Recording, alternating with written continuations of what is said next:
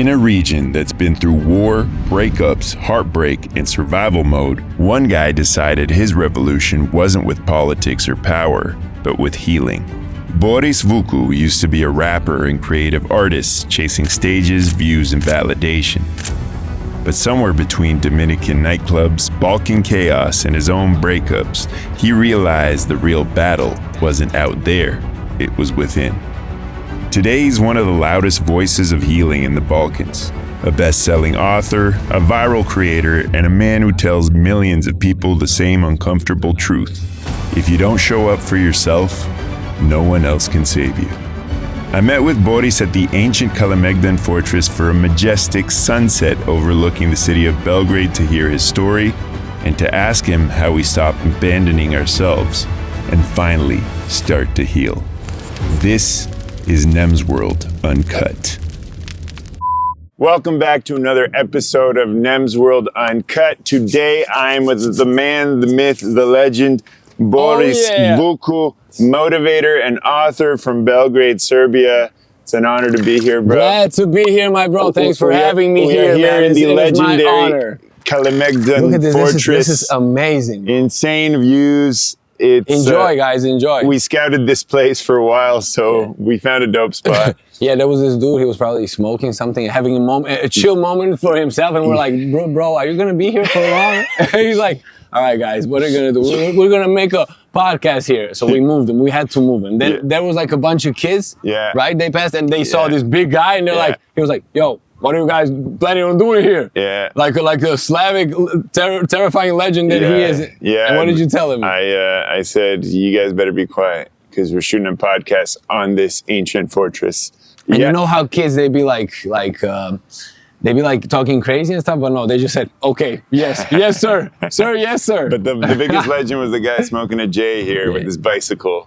Yeah, and he moved. I told him 30 minutes and we'll show up, and he left right away. Thank you, bro, if you're watching. Thank you, bro. If you're watching, bro, you're the man. Who are you, and what is your mission?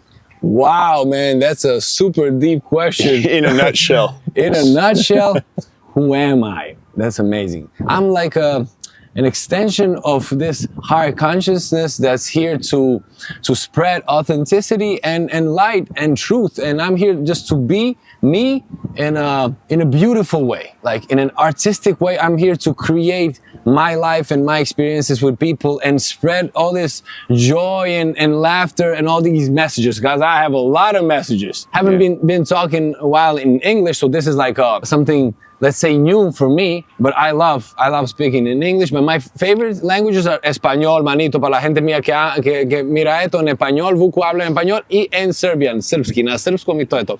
But I can also speak English. You speak Russian too? Russian, конечно, спасибо. Друзья, я вас поздравляю, я тоже жил в Москве, так что Vuku, that's me. I'm like a mix of everything and nothing at the same time. I used to say in one of my songs that sometimes I feel like a ghost. I'm everywhere and nowhere at the same time. You feel me because you used to change a lot of places where you were living and what you were doing, and a lot of people. I never had like my hood or like my people. Everybody had their hood, their people, their relatives and shit. Exactly, me too. I was always a foreigner, but never a tourist, man. I was never a tourist, because that's what I saw in you, what I recognized in you. Because I love when I live somewhere, I love to get to know that place and people and their soul and their ways. Not like a bystander, like, no, I'm just passing through. No. I really dove deep into all these cultures where I lived, and it like became a part of me because I became a part of it. Yeah, well, I know that my buddy Urosh told me about you because you have the same last name as my girlfriend, and then we found out that you guys are related from, you have a grandpa from Dalmatia. And that's funny. I found that crazy, but like what was funny interesting, but not coincidental, bro. Yes, the universe. Paula. The Vukušić clan. Vukušić clan is alive. What was interesting to me is like he was telling me, because he was managing rappers, and he's like, yo, you should look at this guy, he's a sick artist. Then I saw your last name, I was like, what the hell's going on? But like he was showing me your photos, and that was like years ago, and I saw like you had dope photos, you had a really crazy brand, and you were telling me you were a creative director and an artist, and you were doing so many things. And then the last few years, I noticed, maybe it was like a year or two ago, when I started noticing your videos popping up and everything was different. It went from like this hip hop artist to a motivational, I wouldn't say speaker, but he was doing these crazy, really positive videos. Unique videos, like authentic. That was always my thing. Even when I was making music, I was making something ahead of its time. People were like, wow, your music is gonna be listened to like in a couple years. I'm like, no, I want people to listen to my thing, my stuff now. Yeah. So, but what I saw his videos and I was like, at first I was like, why is this guy so positive? It's like, how can this guy be so? They always ask me, is it real? Because people get triggered. People get triggered. And I gotta admit, I wouldn't say I was triggered because you were low-key hating me. I wasn't hating on you. I just wasn't sure. I wasn't sure because it was I wasn't sure you were real. You were for real. I didn't know you, right? So once I saw like fifth, sixth video, and I could see it in your eyes. Yeah, you can't fake it that far. You were authentic. And he was doing videos like bad habits and like videos that this relationship's not for you. Relationship problems, like motivational stuff, like normal stuff that all of us need. Yeah, and it was healing. It was like you were doing videos, you were healing people. Yeah. Through my videos, a lot of people, I'm not saying I like actually healed them, but they healed themselves by watching. I just gave them a chance and space so they can heal themselves. Yeah. That's all I do. So take me through this journey. Like where did you grow up? Was incredible. Like how did you get here? Oof. Well, all right, let's start from the beginning. I grew up in Belgrade, Serbia. I was born in this beautiful city, Belgrade, Serbia. And at the tender age of 2, and this is our city, bro. Yeah. I love this. I have a couple of cities that I consider like my home, but we'll get to that. Yeah. My first city, my first hometown, Belgrade City. At the tender age of 2, my dad got a job in Moscow, Russia. So, baby, that's a baby. 2 years old, that's still a baby. We moved to Russia, and the next 13 years of my life, or even more, 10 years of my life or something like that. I'm not that good with numbers. Yeah. Only when I'm counting money, that's the only thing I'm good with numbers. But then we moved to Russia. Yeah. So I basically grew up a little Russian guy. Yeah. I went there to kindergarten, to school. I used to write poetry in Russian. So I was speaking Russian perfectly. I had friends. I had my life there. And then when I turned 13, that's like teenager hell. Yeah. When it was starting all those hormones and all that stuff, then my dad got another job, better offer, to move to Dominican Republic. So we went from crazy, freezing cold Russia to Dominican Republic, and Caribbean. You became Dominicano. Wild Dominicano, but not right away. First I came there like a confused, shy guy, like. Well, because Russians, they're kind of cold. They're not so open, but Dominicans, they love you. They show all their love. They're all over you, all over the place. They shout. They're like loud and everything. And for me, that was scary and freaky. I was like, okay, I was kind of quiet. I couldn't like integrate right away because I was kind of confused, like what is happening? Why are these people so loud and so affectionate and so passionate in their lives? I was accustomed to people being like more chill, more cold in their approach.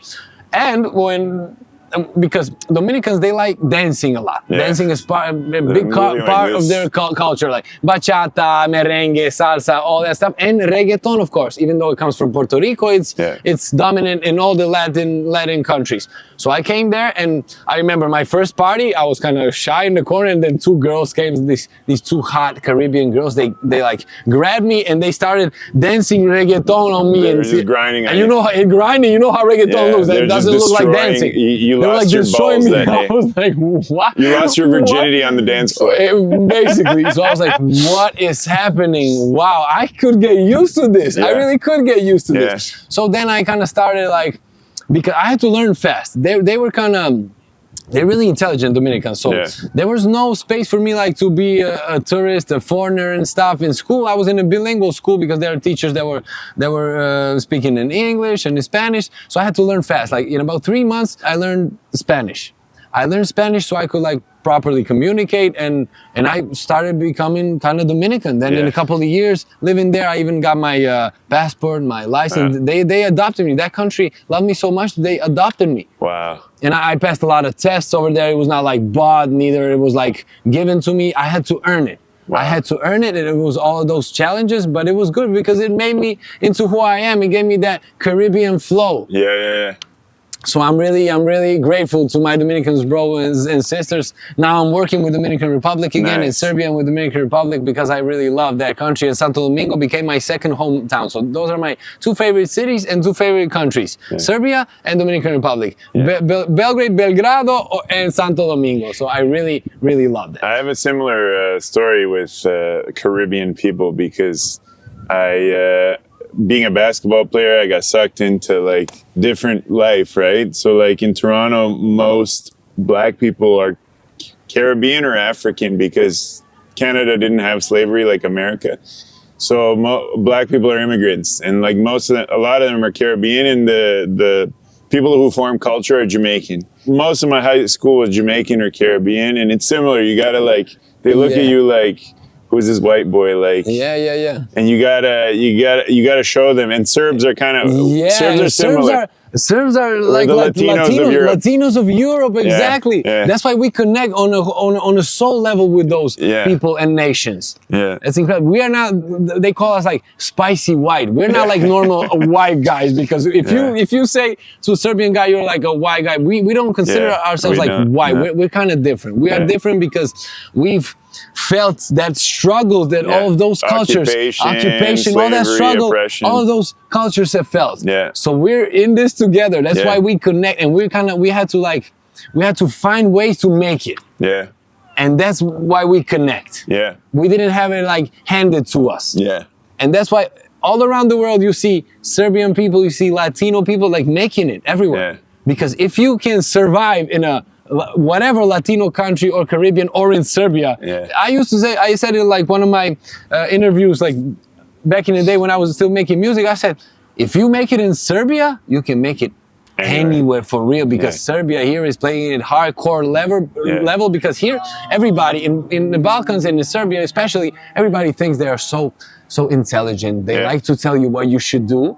Meanwhile, not doing anything themselves. And they're like super smart. You should do this. Everyone's you're not doing this. PhD in political science. PhD in talking. But it's cool. But I love my people, and they that pressure helped form us. Because when you have the environment that is like constantly checking for every little mistake you make and constantly like correcting you, it can develop into some full-blown traumas. But if you survive and don't let that affect you, you can use it in your favor. And you can say, all right, guys, let me see first from who is this criticism coming from. Like they say, there was this Dominican guy, he said this thing, it was like, don't take constructive criticism from somebody who hasn't constructed anything. And that's what we should look like when people are talking haters about you and stuff. You basically had a lot of haters, definitely, your whole life, like I had. Many. Like when we work in social media and making videos and like appearing as we are and having balls to like make content and to put ourselves out there, people get scared and start talking bad because they feel scared that they didn't have the balls to do it. So they project onto you, and they say this and that. So I tell people, it's good. You should have haters, and you should like respond to them with love, because haters, they just what they do, they just show you something. If you get mad, that's your responsibility. Haters are a mirror. Mirror, exactly. They're a part of you. And your channel is a mirror to them. Exactly. So when they're like, "You're an idiot," they're just talking about what they're saying. If you feel offended, you are an idiot, bro. Exactly. That's how it is. Because why you feel offended by some comments and others you're like, meanwhile you're like, no, that's all good. Because that kind of that cuts you deep or cuts you somewhere. So you should like see what is happening inside you. All of my work and my life has been like monitoring and looking inside what's happening within me. What are the actions that other people do? What are my reactions toward their actions and stuff? And changing that shit, changing my perspective. And that's how I developed myself. So take me back to Dominican Republic. You grew up there. You become Dominican. You're Dominican Serb. I'm Dominican Serb. And then what happens? How did you become an artist? How did you become a musician? Then in the Dominican Republic. Then there I started experimenting with music. Yeah. With music, like making some. We had some drums. I started learning how to play the guitar. I never learned how to play the guitar, but now I can like play some of my authentic sounds. Like it doesn't have to be like I'm not musically literate, but I can play some. I can play you a melody. I can play you a loop that we can turn into a beat, and we can make like a hit out of it. So I met a lot of people there. Like most of us that grew up in those times, we had like you had rap or you had like metal and stuff. Yeah. So I listened both. I listened to both things, like rap and metal. You had like your Linkin Park, and you had Tupac, Eminem, and stuff like that. I continued writing. I started like playing something, but at the age of 17, it was time to move back to Serbia. Yeah. We moved back to Serbia, and then I come back to Serbia after all these years living far away from Serbia. It was like a whole new country for me. Yeah. I was not accustomed to that form of life that they live here. It's it's hardcore here in a good way, but it's hardcore. Yeah. Of course, I went to the private school. It's nothing to like be ashamed of. I'm kind of proud of that because in Dominican Republic you only have private schools, and the public schools nobody goes there. It's like super ghetto. Nobody goes there, but respect to those people. They're all amazing people. Yeah. But there are a lot of private schools. So I went to private school here as well in Serbia, and I spent 2 years there because I was not ready for the professors here. But private school still, it was kind of hard too. Yeah. So I wasn't ready for the professors, for all of that stuff, because they knew I came from abroad, and they would have like they would have tortured me and stuff, like for their own amusement and stuff. Yeah. So we did not give them that pleasure. Yeah. Thanks to my parents for giving me a lot of stuff. They gave me a lot of love. They gave me a lot of support in all of those ways. So I'm really thankful to them. So then I finished those 2 years in school, and then I started as well writing stuff. I remember there was once in that private school that I wrote an essay, and that essay was so amazing. I was like so proud of myself. And my Serbian teacher, she was like, "You either are a great madman or a genius." Or a mad genius. Mad genius. That's why years later I understood that I was a mad genius. But she was kind of hating though, because that was fire essay. You had fire bars. Fire bars. I always had fire bars. So then I started I was making music, like making some raps. We had this, listen to this. There's this famous guy here, singer, who's called Rasta. I don't like name dropping, but one love to that guy. And we had like a band together, me, him, and another guy. And he was from he was a Serb, but he grew up in Deutschland, in Germany. Yeah. And we had this band, I don't know how it was called, like something like Blood Cartel or some crazy ass name. I was rapping in English and Spanish.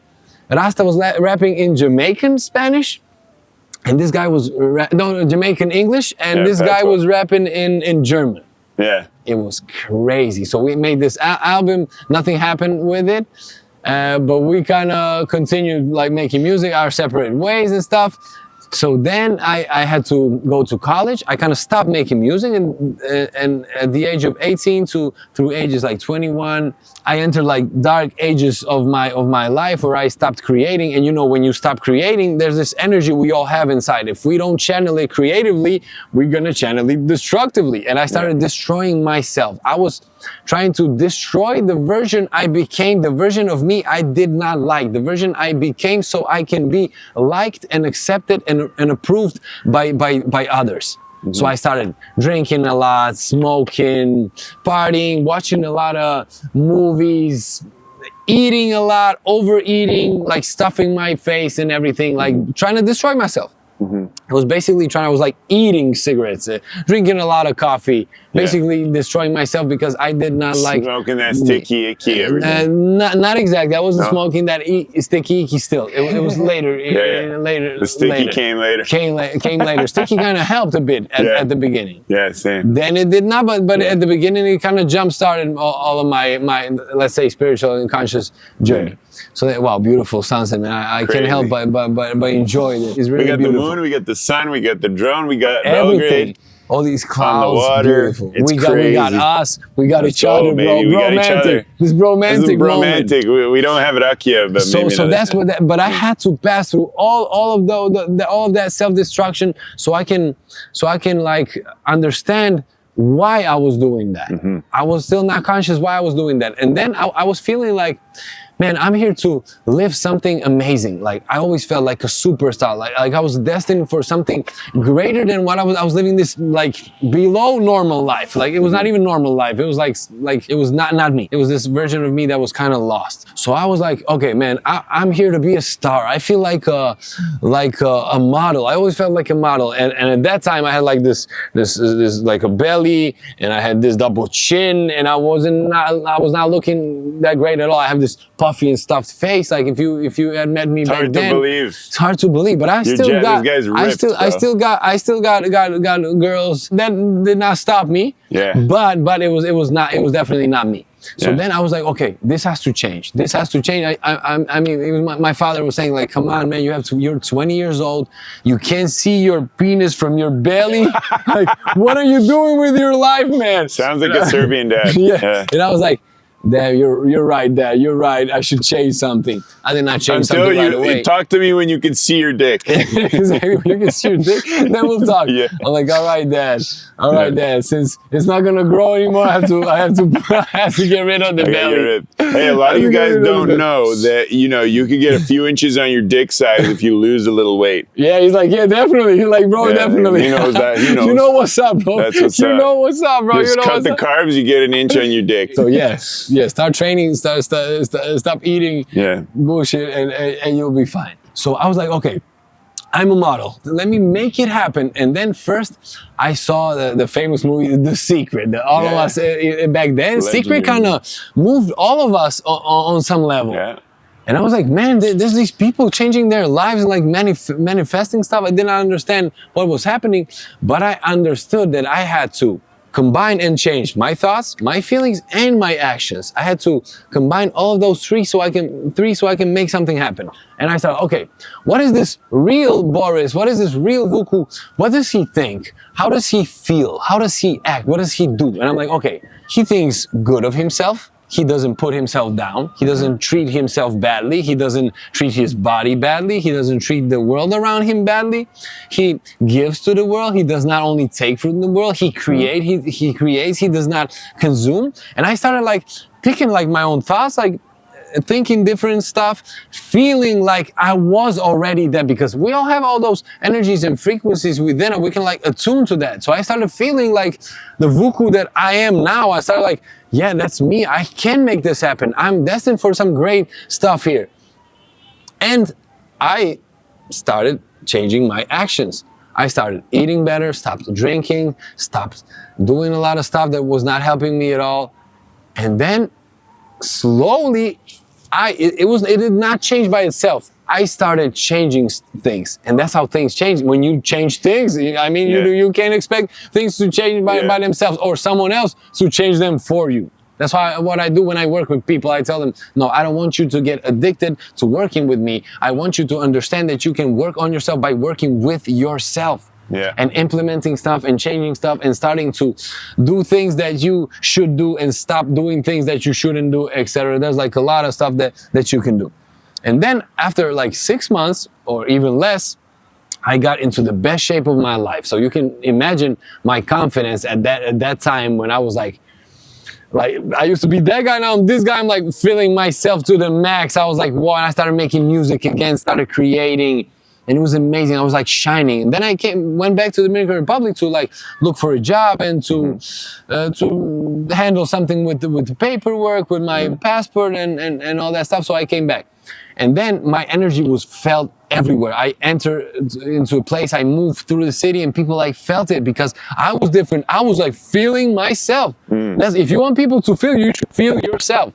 You should really love yourself and be there for yourself so people will start noticing you. How do you expect others to notice you if you don't even notice yourself? Facts. If you're hiding from yourself. So then I stopped finally hiding from the world and from myself. So I was walking through this mall there in the Dominican Republic, and a couple of famous Dominican fashion photographers, they came up to me and they're like, okay, my guy, you look good. Like, how do you feel about making photos? I was suspicious, like, what do these guys want from me? But no, I was like ready and confident. I'm like, yeah, I'm ready for it. Let's do it. Let's make photos. And we made this beautiful photos, like super fashion photos. I came to their studio, like, let's make photos in underwear. I'm like, oh man, no, man, this can't be.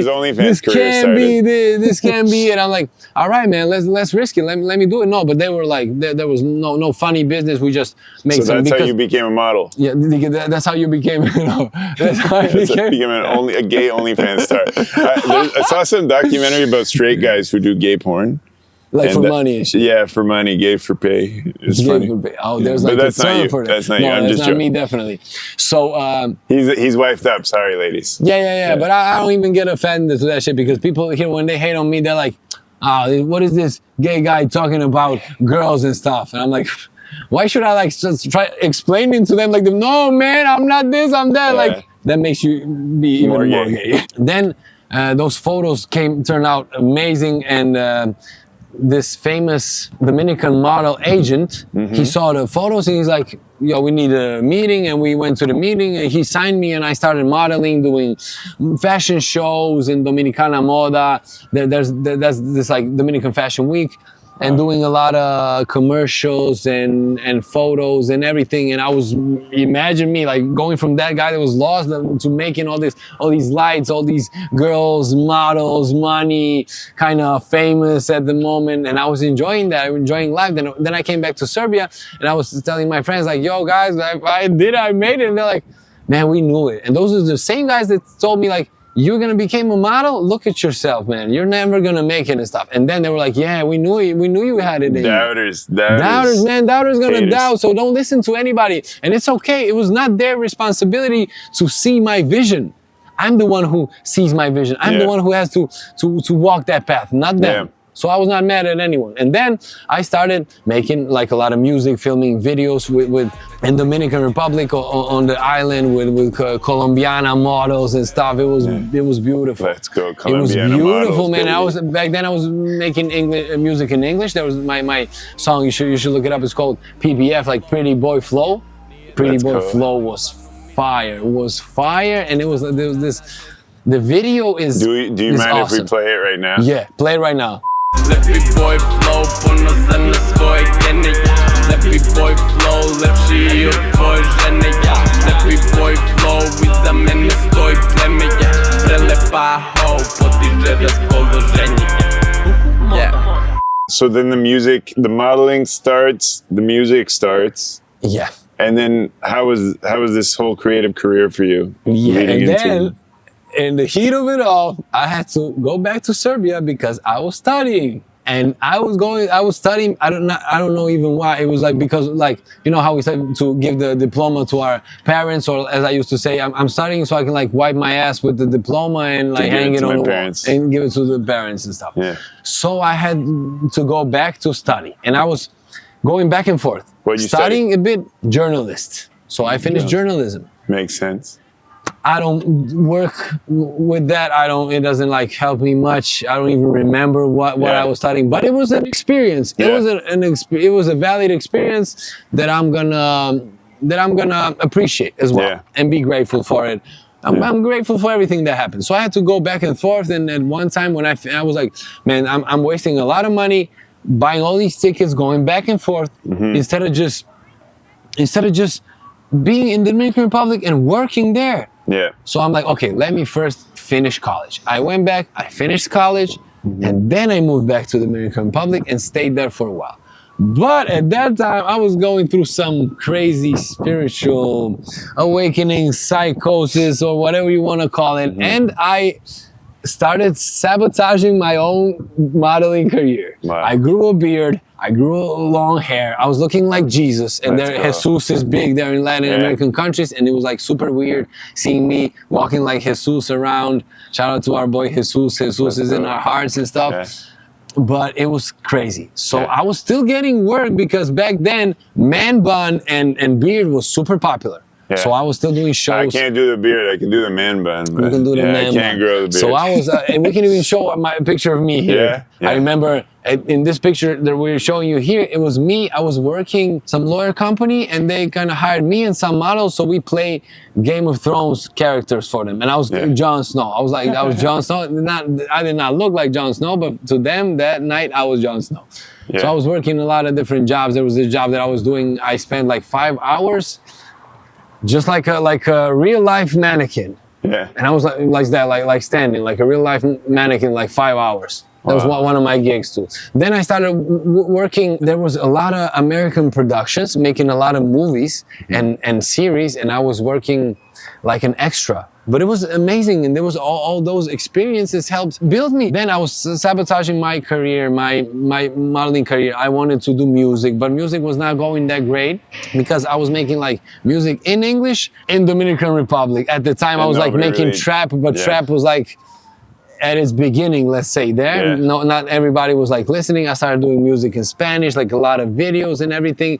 And my stuff was like too spiritual. I was like too spiritual, like talking about stuff people could not understand. And then a couple of years passed. I was still working there, a lot of stuff, doing music simultaneously, living with my friends. We had like this, it was sort of a commune. I was with my friends, my guys. We were living together, like 5 of us. My bro from Serbia, me, and like 3 Dominican bros. That's the best when you're with your brothers living in the same place, creating. I love those times, man. I cherish those moments. I'm never gonna forget it. Yeah. We were struggling, but we were full of love and support for each other. Creativity. We made like a studio from one of the bedrooms. And it's a different vibe when you have a studio in your house, bro. Yeah. You can go into not like, oh yeah, let me schedule a studio session. No, bro, like I have an idea, I'm inspired, I go into the booth and I lay that fire, bro. That's how we used to work. Cool. And we used to, like, I even started like making beats and a lot of stuff there. It was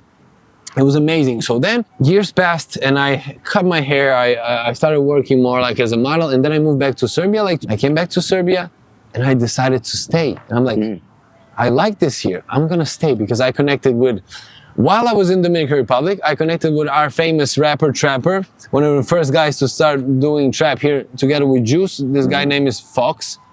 Fox is a legend. Shout out to my boy Fox. Fox recognized my talent and he was like, yo, let's work. And we started working and we made this song. It's called Don't Wanna Know, where I rap like in English, Spanish, Fox in Serbian, and my Dominican bro in Dominican Spanish. And that song, it ended up in Fox's mixtape. He had this mixtape. It was called Tournée. It was called Tour, and it was like with a lot of people from a lot of different cities and stuff. And it was amazing. So then I moved back to Serbia, and I started meeting a lot of people, a lot of rappers. Started moving in those waters. I was like an opening act for a couple of his shows, and it was amazing. I started making music. People started to recognize. They're like, Vuku, wow, the stuff you do is like unique, incredible, and they kind of recognized me. And I was kind of sort of famous. I was doing it independently, but then Basivity is like our famous it's like record label, the biggest record Balkans. label. They reached out to me and they signed me. So there was a couple of years that I was working with them. Then I went independent again, and it was amazing. All those experiences, shout outs, and I'm thankful to all of them for everything. It was not how God wanted to spread His message through me. I was 34 at that time, and I'm like, I was kind of depressed. I was kind of down. Like I tried a lot of stuff. I tried everything, and everything failed. But now I see that it did not fail. It was making me. I was making myself leveling up, and trying all those experiences. And those are all things that I use now. Like working. I'm my own. I like to call it one man brand. Yeah. So talk to me about the shift, because I start seeing these videos and it's like pure positivity. This is right before videos. And then I see it in your eyes. And then after I saw about 5 to 10 of these videos, I start seeing the comments and people are like thanking them because you changed their lives. People. From my perspective, you're literally healing the people in the Balkans. Like God healed me. It was like all those stories, like I turned to God and stuff, but it was literally like that. I was down and I was like thinking, I'm 34. I tried everything. Everything failed. That's how I was looking at it back then. Everything failed. What am I supposed to do with my life? I'm a failure. I'm a failure. What can I do? And then there was a lot of people in my life, like my wife. She was like, "No, don't worry." She always had my back, even before all this fame and everything. She was like, "You're a talented guy. You know a lot of stuff. You'll figure your stuff out." She's like, "You'll figure it out. You'll see." And I was like, "Okay, God, like I give myself to you." I kind of went down on my knees, literally and metaphorically. And I was like, "God, please, I'm ready to let you into my life so we can work together." And it was not like a miracle. It was a miracle. God told me, like, whether it was through a feeling, through a thought, through a vision, he told me, "Okay, finally you came around. I was waiting for you, my guy. Let's do it." I'm like, "Tell me, what do I have to do?" And he says this one thing. He says, he or whatever you want to call God, he says, think globally, work locally, do locally. I'm like, "God, you're not saying that I should work here in the Balkans in Serbia?" And he's like, "That's exactly what I'm saying. You are here for a reason, my guy." And I'm like, "All right, I won't argue.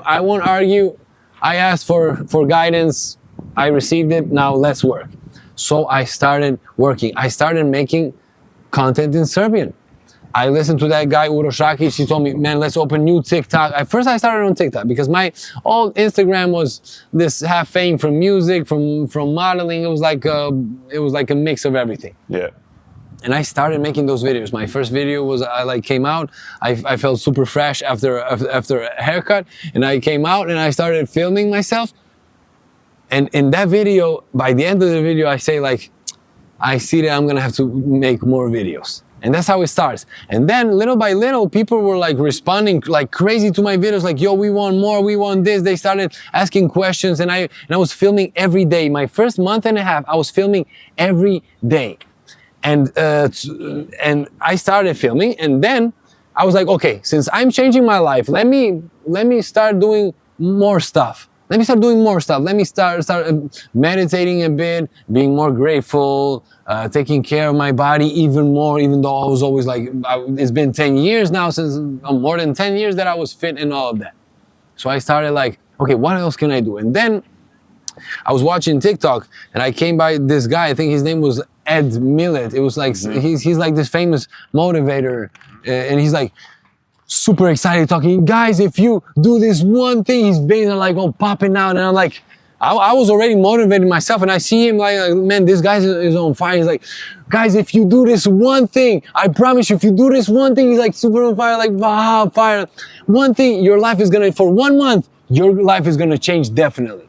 I'm like, okay, since I'm already changing my life, let me listen to this guy, what he has to say. Let me see what else can I do in my life to really change it. He's like, all right, now listen to me, like, for the next month of your life, you should every day, the whole day, try to feel like you are, try to feel good and have be in a good mood all day, every day. Mm-hmm. Even though if you have to force it at the beginning. Yeah. I'm like, brainwash yourself. All right, my guy, let me try, because I'm naturally a positive guy, but I was like going up and down. I was still going up and down. I'm like, all right, Ed, let's do it. So I start, and one day passes. It was okay. The first day I managed to have a good mood throughout the day. What I was doing was teaching myself and learning how to mediate and how to pick my own moods. How to choose my moods. And that's how you say, how are you positive all the time? Because now I know how to make my mood, make myself feel good and stuff. Yeah. So the first day ends, and then the second day, at the end of the second day, all of the demons came through, and they were like, all right, let's bring this guy down. And I was at the edge to like feel bad. And I'm like, no, man, I have to do it. I have to feel good. I have this good mood. It's not good to force yourself, but at that moment in time, I had to do it. And then I kind of worked with those demons and all those dark thoughts and everything, and I made it, and I was like, okay, I'm still feeling good. And my life changed after a week. after a week, not just by doing that, but by doing everything, by showing up. The main thing, guys, you have to take from this podcast, from this episode with me is show up. Even if you're scared, show up, be there for yourself. Show yourself that you are there for yourself. And I started showing up, video, and you can see my face, my expressions were changing. I was becoming, by the video, I was becoming more and more myself. I was like, I noticed that. Comfortable with myself, like talking my truth, and I was on fire. I was on fire. My smile was wider. And he's like, yeah, let's do it, bro. Motor. You got it. My smile was wider. My voice was different. I was finally being me and talking my truth and living my authentic life. That is what people saw in me. That is what they like in me. And that is with what they connected. And they were really amazed. The comments I started, after 2 weeks, people were like, wow, this guy is amazing. And my following started growing. My Instagram, it took me 10 years to get to like 5,000 followers. To the first 5K, but then it took me less than a month to get to 10K. Imagine that. Because you were offering value. I was finally giving value. I was not just taking for myself, seeking, give me validation, listen to my music, do this, buy my stuff. No, I was giving, and people were like, I did not have a plan. My guys, I did not have a plan. I just started doing and being myself, and everything came together. I did not know that I was going to start working with people. I did not know that I was going to write books at the moment. I did not know that I was going to have my shows around Balkans and everywhere. I just started talking my stuff, just being me. And people started like, yo, do you work one-on-one? Do you do one-on-one sessions, talking and stuff? And I'm like, yeah, I do. And I started inventing my own one-on-one sessions that is like neither psychology, neither therapy, something completely different. And people were amazed. And it just started working out for me. I was just showing up every day, being myself, even when I was scared, even if it was uncomfortable, I was doing it. I was reaching out to people, meeting people, showing up every day. They started even calling me to TV shows. Now You've published 2 books. I have 2 books. I have shows all around Balkans. Now I'm expanding to different markets and stuff. It's amazing. I've been truly blessed, but it all happened since I decided, gave myself permission to be me. Yeah, and you told me not to call you a healer at the intro, but I truly feel like you are healing people. And I think a bigger theme that I kind of have talked about with the Balkans, there's a lot of Balkan diaspora that follows me from all over XU, Shout Albania, out to Balkan diaspora. Everybody. We love you guys. Yeah, and there's a lot of trauma that people have. And I feel like you're helping a lot of people with their trauma. But I wanted to ask you, how do we heal this Balkan trauma? Because we're in a cross-section of civilization, of occupations and slaveries and traumas, and people hand down their trauma to their kids. There's wars every 50 years. Hopefully there won't be any more, but you never know. It's up to us, up to new generations. How do we heal this Balkan trauma? Where do we go? Individually? Do we do it collectively? Where does it begin? First, it begins individually. First thing we should do is stop making it, even if it's generational trauma, even if it's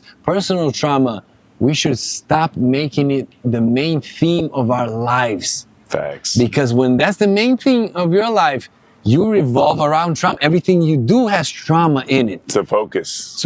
Exactly. It's your focus. It's like you are that drama. You feel like that's part of you. And it's a part of you just because you are carrying it with you. That's why it's so hard. That's why it hurts. But what you can do and you should do right now as you're watching this, let it go.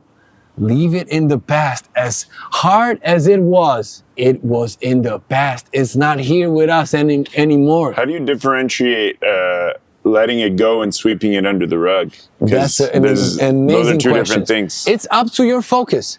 You should focus on, because it's like you have this hand. If you're holding on to trauma, you can't grab another thing. You should free your hand and then focus on the good things, the good stuff, the stuff that you want to have in your life to change. You should focus on your life and start doing things in your life and change that whole theme of your life. Exactly, because when you sweep that under the rug, it's like you're not paying attention to it, but you're still dragging it. You're still dragging it. And while you're still dragging it, it slows you down. You lose your focus because you're looking back. You should see it for what it is. It was just an experience that happened to you. That you decided to make it a part of your identity, part of your personality, and a part of you. So see it for what it is and let it go. And start identifying with different things, with new things, with new forms of thought, with new feelings, new actions, and start living like that guy or that girl that does not have that trauma. Because if you keep on trying to heal, trying to work on your trauma, you're gonna be in this circle and you're never gonna step out of it. So you're basically saying manifest the person you want to be just like you did. Exactly. But what I'm saying, I don't like that term manifestations because people like to play God and then they try, because look at me, I was suffering. While I was trying manifesting, I was suffering because you cannot manifest something that is not in God's plan for you.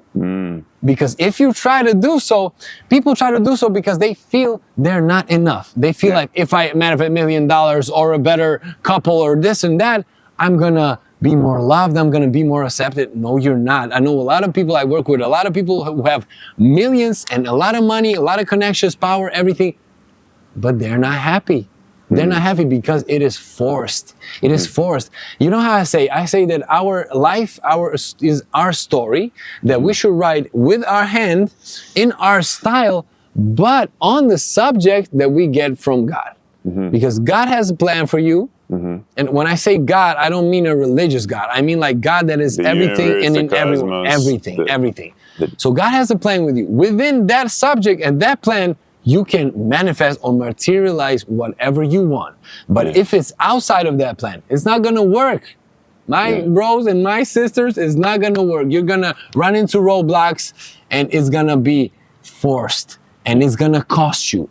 Most of you are gonna even get sick because people force it and then they get sick because they don't listen to those signals. So we should do things that are meant for us, and then we go all in. For me, it was meant. I was always. Then I look back when I was in Russia. I used to write a lot. I used to even write in Russian. I always had a gift for writing, for speaking, for making these shows and stuff. So explore yourselves. See what it is that genuinely drives you. What it is that you have to offer, to give to us. Because in that giving, you are going to be really fulfilled. Because that's how you be truly full, because you are full of that. You actually become more fulfilled by giving, by emptying yourself of that. Interesting. So you can make more room to fill with new blessings and energy from God. Amazing. So you've published 2 books on relationships and breakups, and a lot of your content's about relationships, breakups, how to respect yourself within a relationship, how to know when a relationship is done. And thank you for gifting me those books. I'm excited to read them. Can't wait to hear how did you, not what you think, but how did you feel those books? I'm about to read them. I'm finally going on a little vacation, so I'm going to read them. Perfect. You're going to enjoy them. I wanted to ask you, if you're in a relationship, how do you know you're with the one? Oh, with the one. I mean, there is not the one. It's like, it's the two. Because you are the one. People don't get it that they are the one. And my books are basically about the relationship you have with yourself. It's just kind of packaged that way because people get too obsessed thinking about their other half. But there's no other half. You are full. You are one full person. You are the one. That person is the one. And together you are two. The best relationships are the one where people are complete. Are already complete. They are not looking for someone else to complete them. They are complete. Their partner is complete. They're free to leave whenever they want. That is true love. That they choose every single moment they choose to stay here, because people change. We change. People like they drag old relationships, they live off of old fame that back in the day they were in love, but now they're just roommates, or they're just out of respect, or they stay together for the kids. For me, we have to be in conscious relationships where we should be free and choose to be with that person every single moment, because we want to share ourselves with that person. We are not expecting to get anything from that person. We want to give our love to that person, and that person is going to give that love back to us. So you are married, right? I'm married, yes. And you've been happily married. Yeah. And you said you've been with your wife together almost 9 years, and married 4 years. Yeah. What is a secret to a happy marriage in your? It's what I said, that we have everyone has their own lives. Yeah. And their own passions and their own purposes, and we don't depend on each other. But we are also amazing friends and partners in the right sense of that. In every sense of that word, you should be there for your partner, because I see a lot of relationships that they're enemies. They're looking for ways to complicate that person's life instead of being there for them. Yeah. So before you end up, in my first book, I say that you should not be with anyone just to be with someone. Yeah. It's better to be alone than to be with someone that is not for you, because you are forcing that someone. Yeah. But if you already are with someone, that someone is for you, because that someone is showing you the parts of yourself that you don't see within yourself. Give me an example. For example, if you don't see something in yourself, you're gonna see that something in the other person. She or he is gonna show you the thing that you're hiding from yourself. For example, if I put myself down, if I don't value myself, if I don't respect myself, I'm gonna attract or be in a relationship with a partner that is gonna talk that back to me, that's not gonna respect me, that's gonna put me down, that's gonna do the same things that I'm doing to myself. If you don't love yourself, you'll end up with someone who doesn't love you. Exactly. Yeah. Exactly. If you don't support yourself, that person is not going to support you. And then people are like, I know, why doesn't she love me? Why isn't she there for me? Are you there for yourself? Ask yourself that question. Do you already give yourself everything you need? Because you already have everything you need. That person is not going to give you anything. That happiness, that fulfillment is not in your partner. It's not in your partner. It's in you. It's in your purpose. It's in what God wants you to be here, to live. It's like you have to be yourself fully, and then you can be in a relationship that's going to be fully functional. How do you know if you're in alignment in a relationship? Because a lot of people talk about compatibility. Like my last relationship, I was with an amazing person, but we were completely different, incompatible human beings. And it was pretty obvious, like, you know, she was not interested in anything that I was interested in. And anytime I talked, her brain would shut off. And beautiful human being, beautiful, good looking, good heart, but we're just not meant to be with each other. But then there's like people who can make it work, but they just haven't figured out whether they are aligned or not. So like for those people in that gray area, how do you differentiate somebody that's maybe trying to make it work, or how do you know that they're compatible? Like, how do you know when you're just not meant to be versus we need to figure out, but we can be compatible? Okay. First of all, you have to be in alignment with yourself, because it's a one man or a one woman job. That is your mission. We come here alone and we leave here alone. Yeah.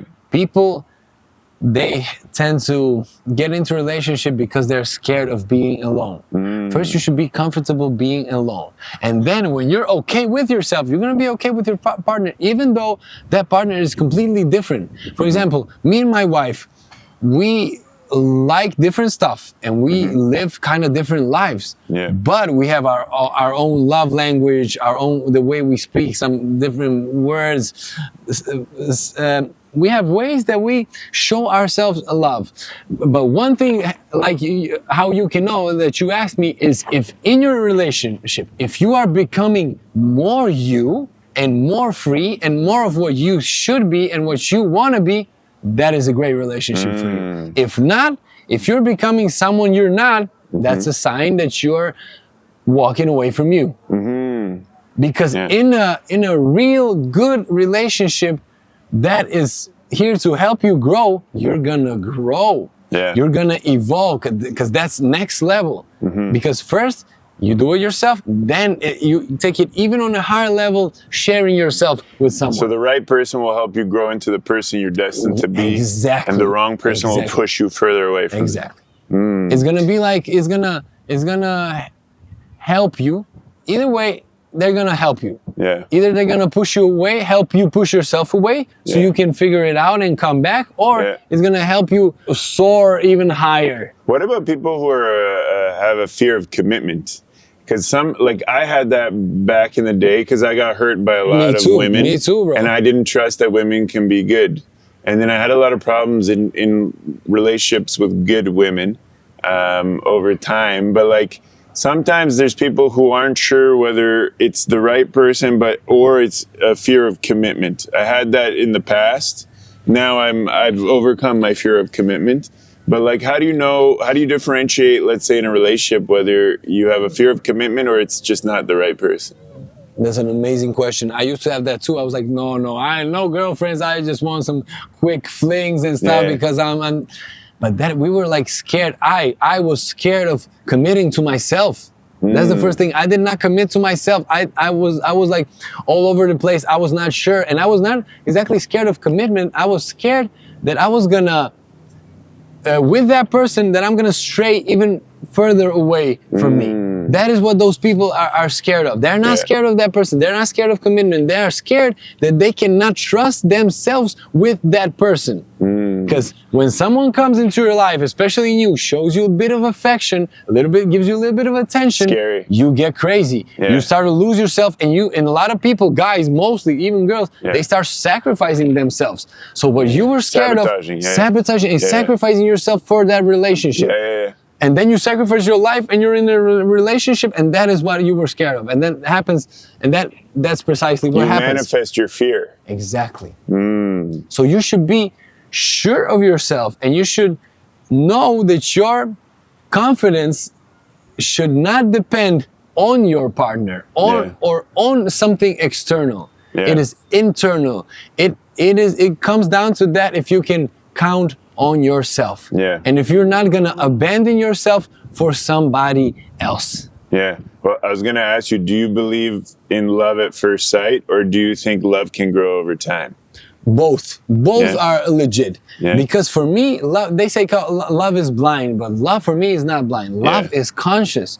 Love sees everything. Love does not hide. Love is not crazy and making excuses to make mistakes. No, love is that you see the other person, that you see yourself, that you feel yourself, and you are present in the moment. You're not running. You're not fantasizing. You're not lying to yourself or the other person.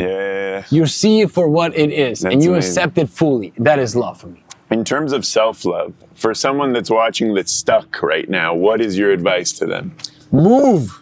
If you're feeling stuck, move on every level. You can be stuck in your head. You can be stuck in your life, in your room. Move. And what's the quickest way to move? It's physical. Get up, move, start stepping, start training. First, take care of your body. First, if you take care of your body, on the example, taking care of your body, you're gonna show yourself how you can build your life. Build your body, you can build your life, you can build your business, you can build your relationship. But if you're waiting for someone else to do it for you, it's not gonna happen. If you're waiting for a partner so that you can feel happy, it's not gonna happen. It's not gonna last long. And then it's gonna hurt you even more. Well, that's actually amazing advice, man. I guess that's really good simple. Words. It's simple, but it's all it is. Because you know what people do? They overcomplicate it. They overcomplicate I gotta read this book. I gotta go to this seminar. They overcomplicate it to a point that they don't do anything, and they keep on being stuck. There's all these things I have to do. I better not do anything at all. And they say, do one thing. Do one thing. There's this thing I call perfectionism. Because perfection is fiction, bro. It does not. Perfectionism. That's the term I have, because perfection is fiction. How do you start doing things? You can start by thinking, okay, I have to write something. How am I gonna write it? Then thoughts come into your mind like, am I good at all? Am I gonna write good? All you have to do is one step at a time. You write one word, then one sentence, then one paragraph, then one page, it's like a process. It's not like because people think they're gonna do one thing and everything is gonna be amazing. Yeah. It's a process. You have to take all of those steps. It goes like this. You make one step, and then if you stop, it stops. Yeah. The first step is the most important. Like we told you, move. Yeah. But it is not the end. Yeah. It's just the start. Yeah. And if you stop, it stops. Then you go another step, then another, and then you go into the flow and start walking. You have to walk. You cannot stop. You have to walk in the right direction for you. Amazing, man. Well, I'll take this moment to thank you and segue Thank you. to your beautiful. Experience Look at here this. in Belgrade. I was going to ask you, when I say Belgrade, what's the first thing that comes to mind? I don't know, love, Yeah. love, home, Yeah. light, because I do feel Belgrade as this beautiful white city. It really is white, not Well, for in the those who colors. don't know, it means white city. White city. Like, because this used to all be white fortresses. Yeah, but if you look at all these buildings, they're all gray, and they call it Yeah. like gray city. But They're I not white mean anymore. white city in a way. In a way that people are like they're light. They're not white like by skin color, but white and light in how they live, how they support each other. Because there's a lot of quality people here, Yeah. and everywhere. That's how I live. I focus on good stuff. Yeah. I see good stuff in myself, so I'm gonna see good stuff in everyone. Yeah. Everybody, even the baddest people, they have something good in them. Yeah. If you could describe Belgrade in one word, what would it be? I don't know. It could be bleja. There's this Serbian Bleja. word called bleja. Bleja is like chill. But it's not really that chill. It's When you're not doing shit, like you're just chilling. but like with your friends. existing. Yeah. Because Belgrade, it's not that chill, because Belgrade kind of tense. Yeah. You see, here it's kind of everybody's kind of nervous Hustle, and bustle. fat and fast. This is a really fast city. Yeah. This is like a lightning bolt city. But Belgrade, I could not describe Belgrade in one word, Yeah. No. because I have a lot of beautiful words for my dear Belgrade. But if it was an animal, what animal would it be? A white tiger comes to White mind. tiger. White tiger. Let's go. I don't know why, but that's the first thing that comes to my mind, and I decided to go with it. I guess I would. White tiger. what's How would you? I mean, I wouldn't describe it far off from that. I would probably agree with you. No, but the one animal. What animal would One it be? animal. Fuck, man, it's tough. a rhino, I would rhino. describe it as some sort of bear, but Nice. like a bear that can either kill you, but also likes to chill. like the a blade. cuddly Yeah, bear. yeah, yeah. So the bear, a social bear, a very social bear. Like those Russian bears you see in those videos and stuff. Yeah, I don't know about the Yeah, Russian yeah. bears, but it's Serbian bear. I don't know. Yeah, there are a lot of bears in Serbia too. Yeah. Man. We have a lot of beautiful mountain sides Yeah. here, like Zlatibor. I love that. That is Yeah. my favorite. One of my favorite places. Yeah, and so like, what's your favorite part about living here? About living here is that it's kind of a small city. It's not that small, Yeah. but you have everything here, and everything is like so close, and everything can be literally within walking distance, and people are like really connected, and it's free. Yeah. And it's kind of free. The city is free, and there's a lot Free-spirited. free-spirited, and there's a lot of there's a lot of art, there's a lot of chances, a lot of possibilities, and this is a city that you can be yourself if you let yourself be yourself. Yeah. What about the toughest thing about living here?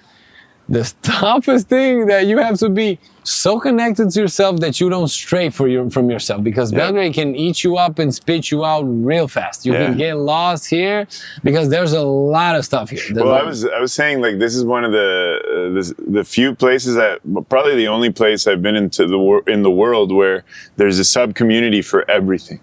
Like, if you like garden gnomes, there's a bar for that. If you like some random subgenre of something, there's a community of that. Yeah. And I think that's maybe because people went through war, and they have a stronger sense of community. And I think that's something that's very special about Belgrade. There's a lot of soul Yeah. There's a lot of soul in everything. This city really lives. It's like a living organism. Yeah. That's what I love about Belgrade. That and it appears as if it never changes. Yeah.